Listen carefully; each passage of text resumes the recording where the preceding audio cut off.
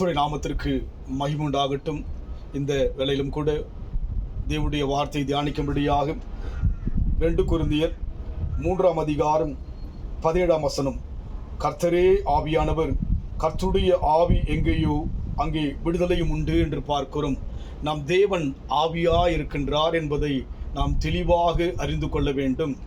ஆவியான தேவனுக்கு ரூபம் ஒன்றுமில்லை என்று வேதத்தில் பார்க்கின்றோம். அதனால் இன்றைக்கு தேவனுடைய புண்ணிய ஸ்தலத்துக்குள்ளாக எருசலேம் தேவனுடைய மகாராஜாவின் நகரம் என்று சொல்லப்படுகிற இடத்தில் இருந்தாலும் கூட தேவன் ஆவியாய் இருக்கிறார். இந்த ஸ்தலத்திலே 2000 ஆண்டுகளுக்கு முன்பாக இயேசு கிறிஸ்து பிறந்து வாழ்ந்து நமக்காக மரித்து உயிர்த்தெழுந்து 40 நாட்கள் தன் சீஷர்களுக்கு தன்னை உயிரோடு கூட வெளிப்படுத்தினார் என்று சொல்லி பார்க்கிறோம். ஆனால் இன்றைக்கு தேவன் ஆவியாய் இருக்கிறபடினாலே இந்த ஸ்தலம் என்பது நம் வாழ்க்கையிலே ஒரு விக்கிரகமாக எண்ணாதபடிக்கு ஆண்டவர் எங்கும் உலாவுகிறவராய் இருக்கிறார்.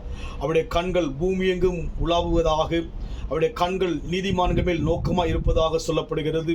நீதிமான் என்று சொல்லும் பொழுது இலவசமாக அவர் ரத்தத்தினால் மீட்கப்பட்ட நாம் யாவரும் நீதிமான்களாய் இருக்கிறபடினாலே நாம் எங்கெல்லாம் இருக்கிறோமோ அங்கெல்லாம் தேவன் ஆவியாய் இருந்து நம்மை பாதுகாக்கிறவராய் இருக்கிறார். ஆவியானவர் எங்கு உண்டோ அங்கு விடுதலை உண்டு என்று பார்க்கிறோம். அதனால் இன்றைக்கு நீங்கள் இருக்கின்ற இடத்திலே தேவன் இருக்கிறார். நான் இருக்கின்ற இந்த இடத்தில் மாத்திரம் தேவன் இருப்பதல்ல, அவர் பூமி எங்கும் உலாவுகிறவராக உங்களை காண்கிறவராய் இருக்கிறபடினாலே அவர் ஆவியாய் இருக்கிறார். விடுதலை கொடுக்க தேவன் வல்லவராய் இருக்கிறார். என்னென்ன பிரச்சனை நம் வாழ்க்கையில் கடந்து வந்தாலும் கூட தேவன் ஆவியாயிருந்து விடுவிக்கும்படியாய் இருக்கிறார். அவர் விடுவிக்க உண்மையுள்ளவரும் அவர் விடுவிக்க ஜீவனுள்ளவராய் இருக்கிறபடினாலே நமக்குள்ளாக தெளிவாய் இருப்போம். தேவன் ஆவியாய் இருக்கிறார். எந்த ஸ்தலத்தில் கடந்து போனாலும் தேவனை ஒரு விக்கிரகமாக எண்ணாதபடிக்கு மறைமுகமான ஒரு காரியமாக இருக்கிறபடினாலே இந்த இடம் நான் கடந்து வந்தது மகிழ்ச்சி தான். ஆனால் இந்த இடத்தில் மாத்திரமல்ல, நீங்கள் இருக்கின்ற இடத்தில் கூட தேவன் ஆவியாக உங்கள் நடுவிலே கடந்து வந்திருக்கிறார் என்று விசுவாசியுங்கள்.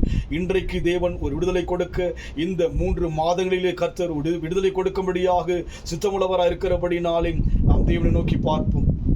அன்பின் ஆண்டவரே, கர்த்தரே ஆவியானவர், ஆவியானவர் எங்கு உண்டோ அங்கு விடுதலை உண்டு என்று நான் பார்க்கிறோம். ஆண்டவரே, நீர் ஒவ்வொரு இடத்திலும் உலாவுகிறீர் ஐயா.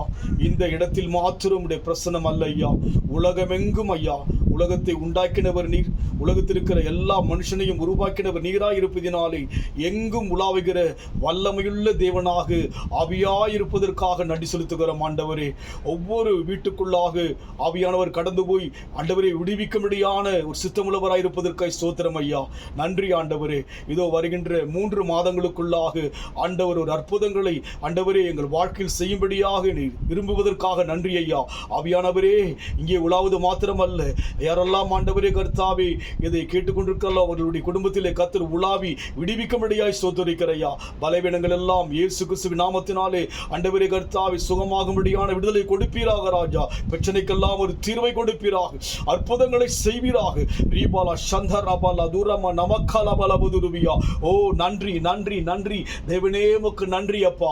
ஆவியானவர் எங்கு உண்டு அங்கு விடுதலை உண்டப்பா. ஆண்டவரே, நடுவில் இருக்கிற தேவன் தாமி, ஆவியாய் நடுவில் உலாவுகிற தேவன் தாமி எங்கெல்லாம் நோக்கி பார்க்கிறார்களோ, எங்கெல்லாம் சோத்திருக்கிறார்களோ அங்கெல்லாம் தேவன் ஆவியாய் இறங்கி விடுவிப்பதற்காக நன்றி நன்றி நன்றி ஆண்டவரே. பொறுப்படுத்திக் கொள்ளுங்க ஆண்டவரே.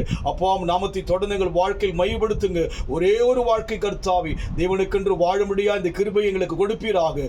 இயேசுவின் நாமத்தில் பிதாவே, ஆமீன். கர்த்தர் ஆசீர்வதிப்பாராக. God bless you.